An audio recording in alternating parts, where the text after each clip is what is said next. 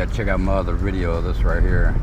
This is the most amazing mausoleum like ever. This thing is so incredible. It's the Rosehill Mausoleum, Chicago. We were in there for a couple hours. I got a video, look for it. It's fantastic. Love it. I gotta go back in there. Not today though. Right now we're looking for a couple, at least one Titanic survivor.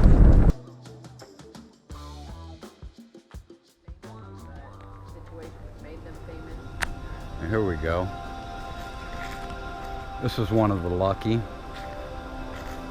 She was a Titanic survivor. Check that out. And which one is she?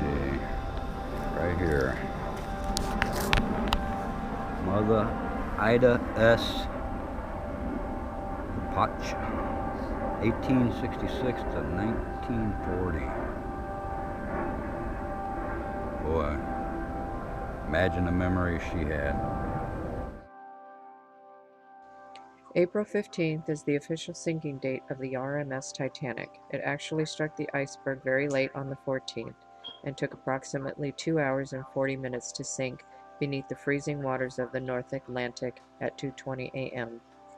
On the 15th of April in 1912, now while it was a huge loss of life, there were some extraordinary survivor stories with Chicago links.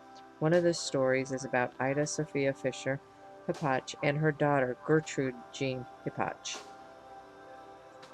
The Hipatch family was no stranger to tragedy. Ida and her husband, Louis A. Hipatch, co-owner of Tyler Hipatch Glass Company, lost two of their young sons, Robert L. 14 and Archibald A. 12, in the Great Chicago Iroquois Theater fire of December 1903, and the loss of their only other son, Howard H., when he was killed in a vehicle crash in Lake Geneva, Wisconsin, on October 29, 1914, at the age of 19. After the death of the two youngest sons in the terrible fire of 1903, Ida was suffering from depression and decided to take her daughter Jean, 17 at the time, on a European vacation to try to lift her spirits. They finished their vacation in France, and on April 10, 1912, she purchased 2 first-class tickets in Cherbourg, France, on the unsinkable RMS Titanic bound for New York on her maiden voyage. When she talked about the events of the night, it was as though it was no big deal. She remembered that she was just about asleep when she felt a slight vibration. Shortly after that, a man came to her cabin and told them to put on a life vest and come outside on deck quickly. She remembered how enormous the iceberg looked, and then a completely naked woman who was holding a drink and obviously intoxicated threw herself off the ship. She did not suspect that the woman survived, since it was so cold and it was over 100-foot drop down to the water.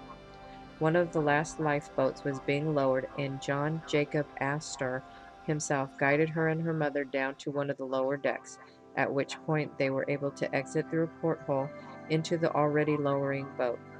Mr. Astor, who later perished aboard the sinking ship, gave her mother his hip flask as she was entering the boat. She remembered the boat being lowered away from the ship and the horrible screaming as the ship eventually sank completely out of sight. She did say that probably the most haunting memory of the event was how long into the early morning hours you could hear women calling out the names of their husbands who would never answer.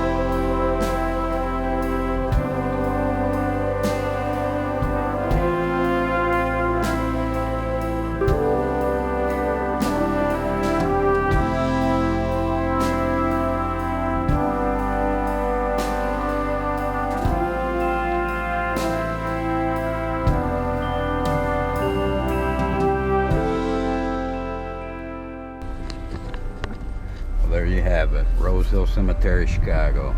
Subscribe. We'll see you on the next one.